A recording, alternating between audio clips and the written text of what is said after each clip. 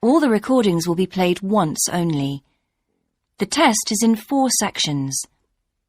At the end of the test, you will be given 10 minutes to transfer your answers to an answer sheet. Now turn to Section 1. Section 1. You will hear an estate agent talking to a customer who wants to rent a house. First, you have some time to look at questions 1 to 8.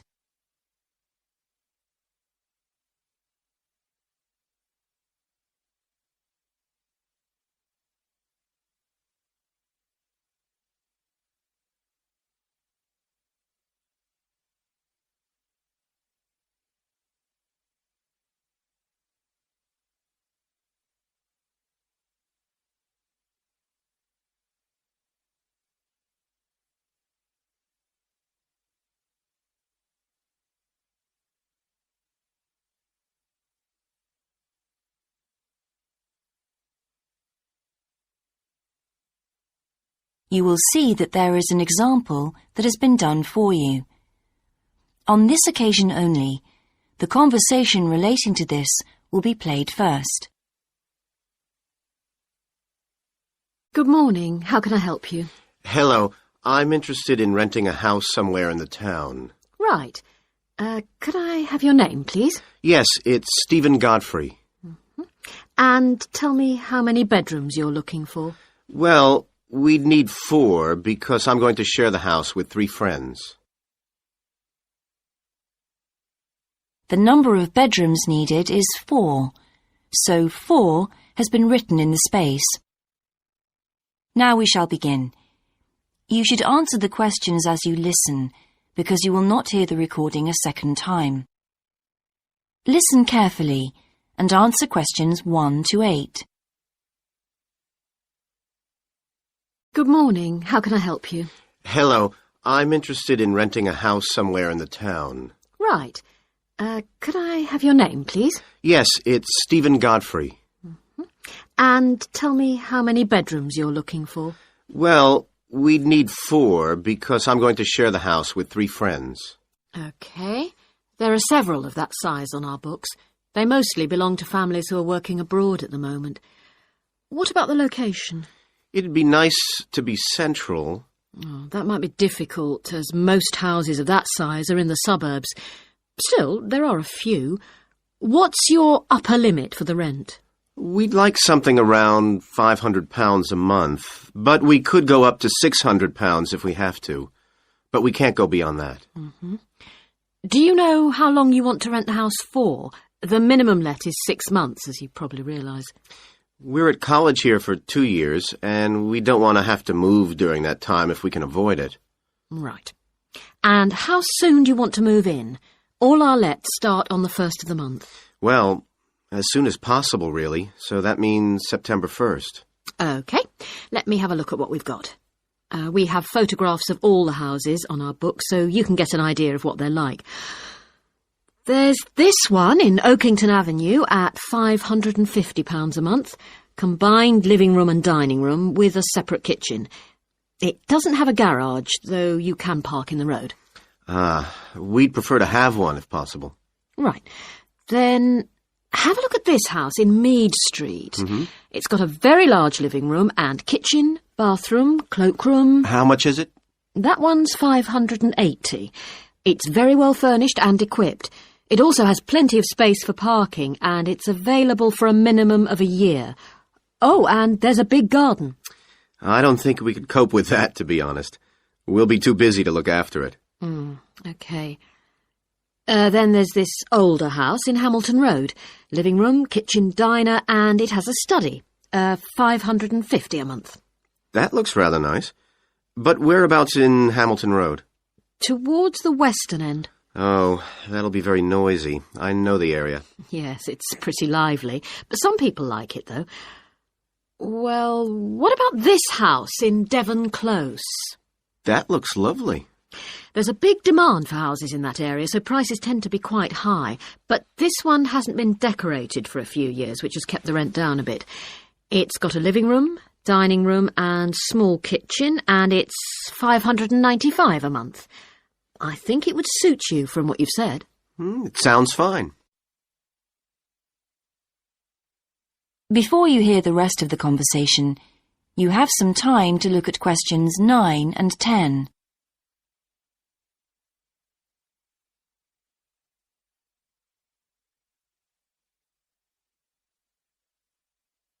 Now listen and answer questions 9 and 10. Why is that part of town so popular? Well, there's a big scheme to improve the district, and it'll soon have the best facilities for miles around. What sort of thing? There's a big sports centre under construction, which will be very impressive when it's finished. In fact, the swimming pool's already opened, ahead of schedule, and it's attracting a lot of people. What about cinemas? Are there any in the area?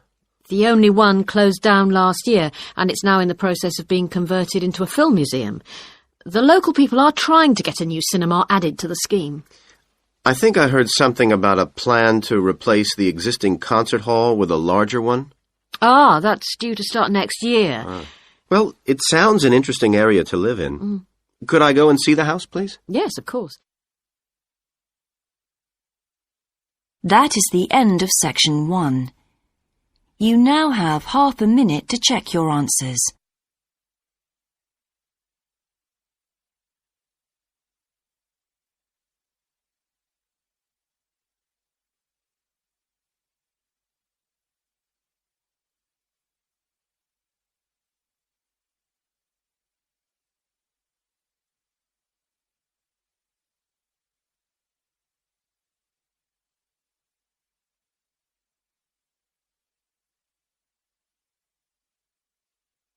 Now turn to section 2.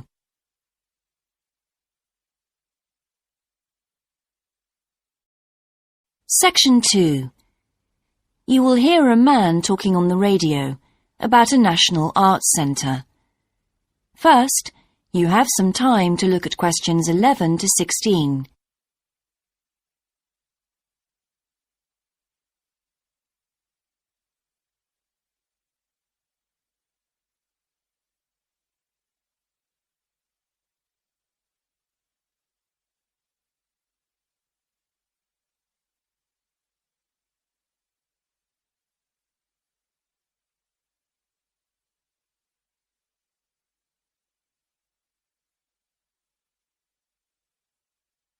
Now listen carefully and answer questions 11 to 16. Hello, and welcome to Focus on the Arts.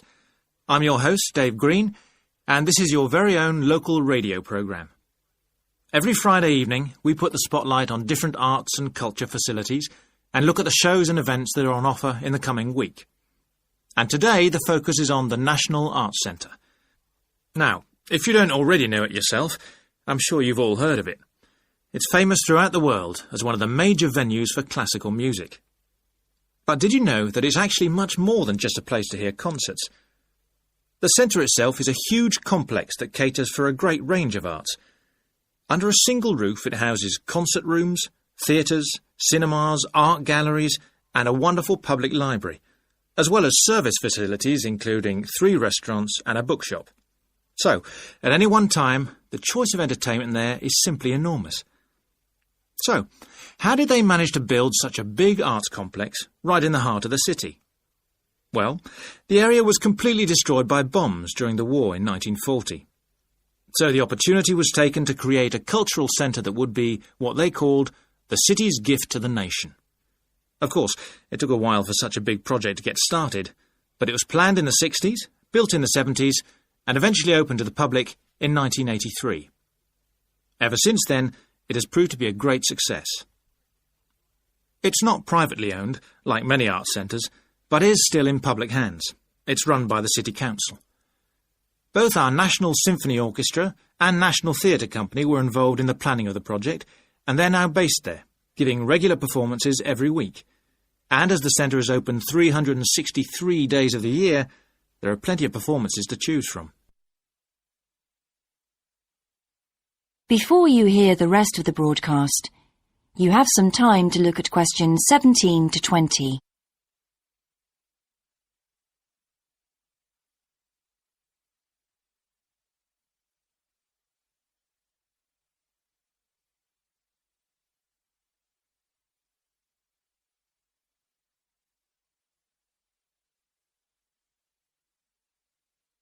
Now listen and answer questions 17 to 20.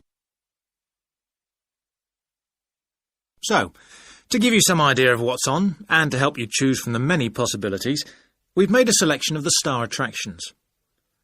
If you're interested in classical music, then we recommend you go along to the National on either Monday or Tuesday evening at 7:30 for a spectacular production of The Magic Flute, probably the most popular of all Mozart's operas. It's in the Garden Hall, and tickets start at only £8, but you'll have to be early if you want to get them that cheap.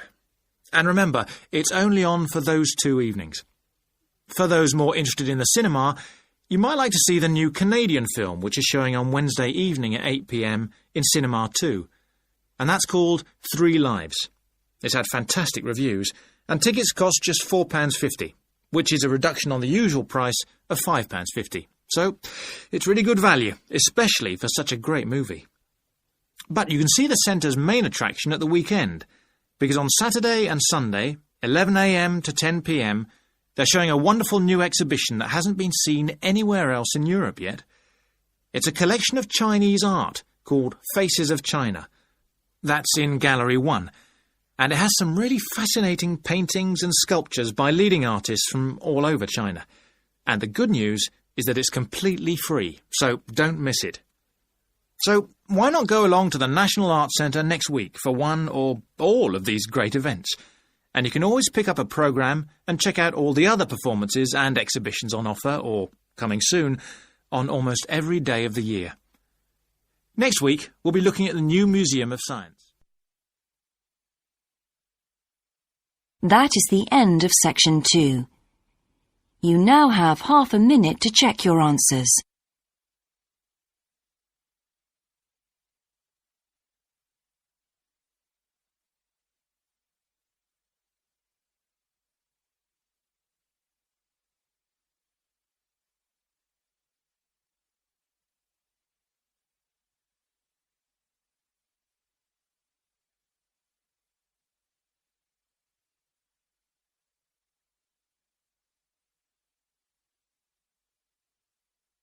Now turn to section 3.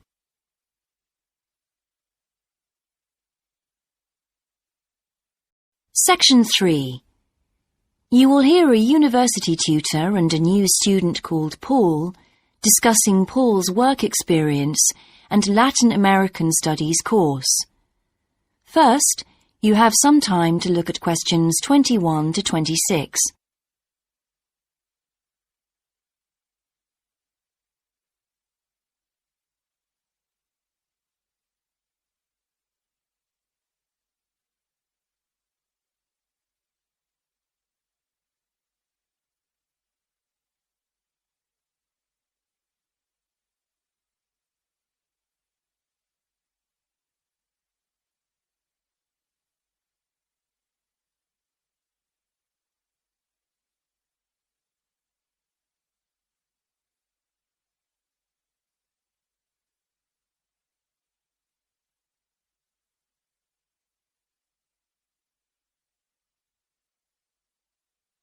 Now listen carefully and answer questions 21 to 26. I've been reading your personal statement, Paul. First, let's talk about your work experience in South America. What took you there? Was it to gain more fluency in Spanish? Well, as I'm combining Spanish with Latin American studies, my main idea was to find out more about the way people lived there. My spoken Spanish was already pretty good, in fact. So you weren't too worried about language barriers? No. In fact, I ended up teaching English there, although that wasn't my original choice of work. I see. How did you find out about all this? I found an agency that runs all kinds of voluntary projects in South America. What kind of work? Well, there were several possibilities. You mean construction, engineering work? Yes, getting involved in building projects was an option. Then there was tourism, taking tourists for walks around the volcanoes, which I actually chose to do, and then there was work with local farmers. But you didn't continue with that project. Why not? Because I never really knew whether I'd be needed or not.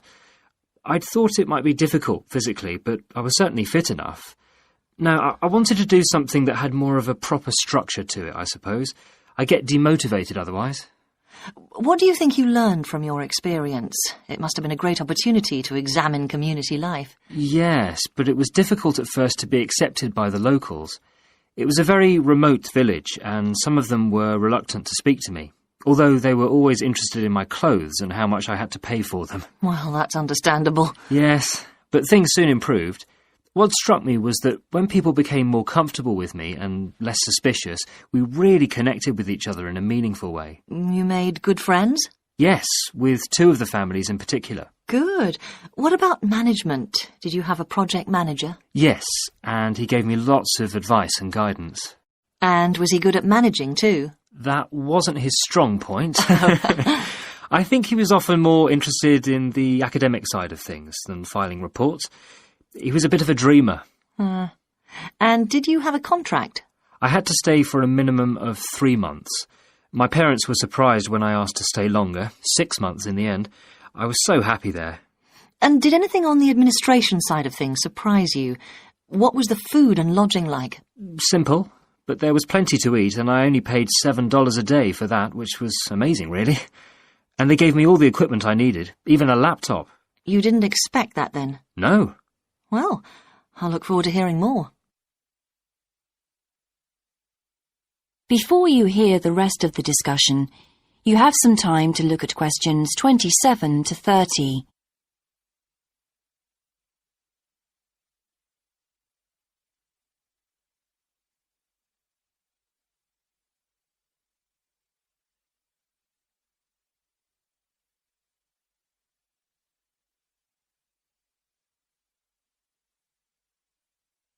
Now listen and answer questions 27 to 30. But now let's look at these modules. You'll need to start thinking about which ones you'll definitely want to study. The first one here is Gender Studies in Latin America. It looks at how gender analysis is reconfiguring civil society in Latin America. Women are increasingly occupying positions in government and in other elected leadership positions in Latin America. I think you'd find it interesting. If it was to do with people in the villages rather than those in the public sphere, I would. OK. What about second language acquisition? Do you think I'd find that useful? Well, you've had some practical experience in the field. I think it would be. I hadn't thought about that. I'll put that down as a definite then. OK. What about Indigenous women's lives? That sounds appropriate. I thought so too, but I looked at last year's exam questions and that changed my mind. Don't judge the value of the course on that. Maybe talk to some other students first, and we can talk about it again later. OK. Yes, and lastly, will you sign up for Portuguese lessons? My Spanish is good, so would I find that module easy? Not necessarily. Some people find that Spanish interferes with learning Portuguese, getting the accent right too. It's quite different in a lot of ways. Well, I'd much sooner do something else then. All right. Now, what we need to do is make a... That is the end of section 3. You now have half a minute to check your answers.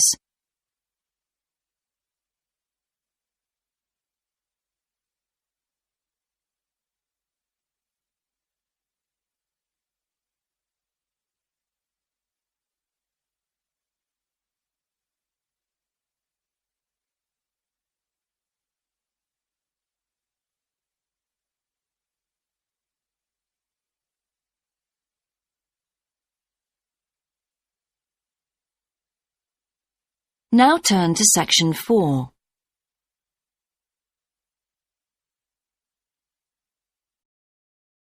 Section 4. You will hear a lecture about success in business systems. First, you have some time to look at questions 31 to 40.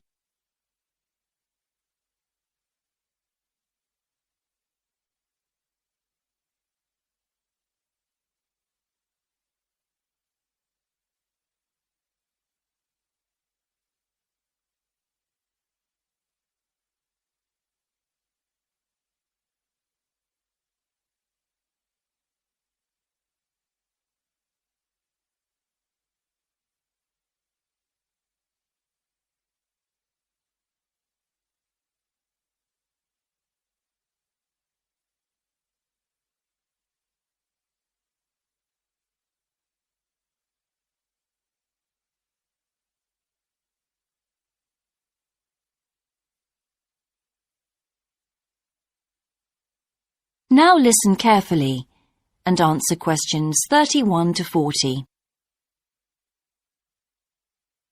Good morning, everyone. In the last few lectures, I've been dealing with business finance, but now I'm going to move on to business systems. And in today's lecture, I'm going to talk about what can go wrong when businesses try to copy their own best practices. Once a business has successfully introduced a new process, managing a branch bank, say, or selling a new product, the parent organization naturally wants to repeat that success and capture it, if possible, on a bigger scale. The goal, then, is to utilize existing knowledge and not to generate new knowledge. It's a less glamorous activity than pure innovation, but it actually happens more often, as a matter of fact. However, surprisingly, getting things right the second time is not necessarily any simpler than it was the first time.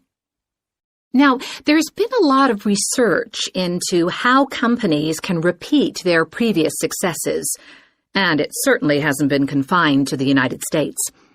It seems that most large industries are trying to repeat their own successes and manage the knowledge they've acquired.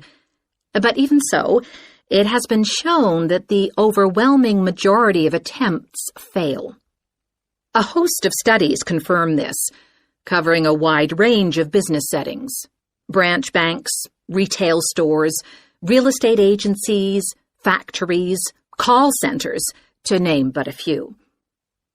So why do so few managers get things right the second or third time?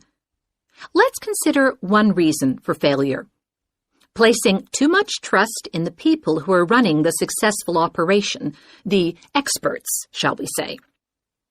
Managers who want to apply existing knowledge typically start off by going to an expert, such as the person who designed and is running a successful department store, and picking their brains. Now, this approach can be used if you want to gain a rough understanding of a particular system, or understand smaller, isolated problems. The trouble is, even the expert doesn't fully grasp the whole thing, because when it comes to complex systems, the individual components of the process are interwoven with one another. The expert never has complete access to the necessary information. And the situation's complicated even further by the fact that experts are usually not aware of their own ignorance. The ignorance can take various forms. For instance, a lot of details of the system are invisible to managers. Some may be difficult to describe, learned on the job, and well known by workers, perhaps, but impossible to describe in a way that's helpful. And there are some things that people know or do that they're not even aware of.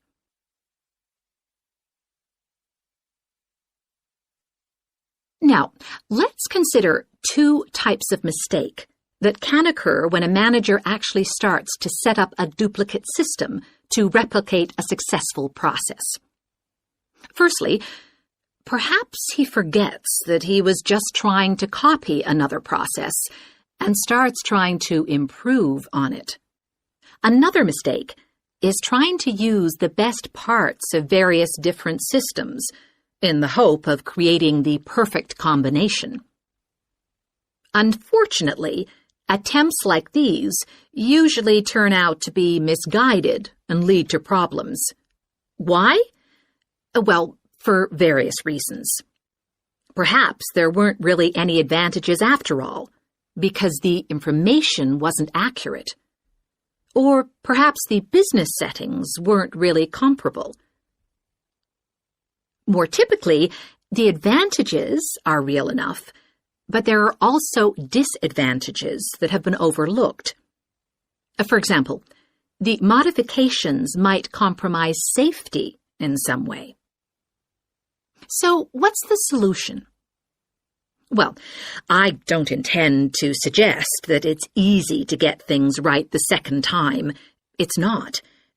But the underlying problem has more to do with attitudes than the actual difficulty of the task, and there are ways of getting it right. These involve adjusting attitudes, first of all. Being more realistic and cautious, really. Secondly, they involve exerting strict controls on the organizational and operational systems. And this, in turn, means copying the original as closely as possible. Not merely duplicating the physical characteristics of the factory, but also duplicating the skills that the original employees had. Reliance on a template like this offers the huge advantage of built-in consistency. That is the end of section 4. You now have half a minute to check your answers.